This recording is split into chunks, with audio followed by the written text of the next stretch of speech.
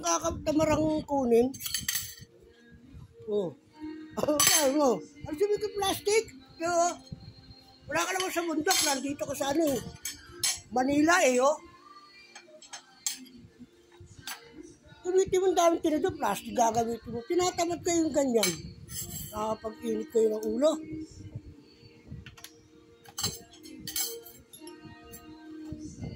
Parang di naman kayo nasanay sa pinupuntahan yung abroad. O ba yan?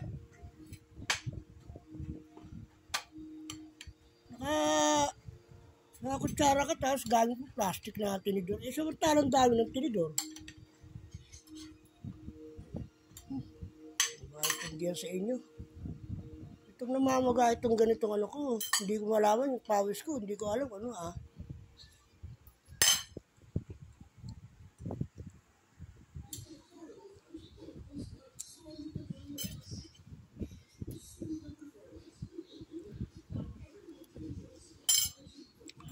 Ay.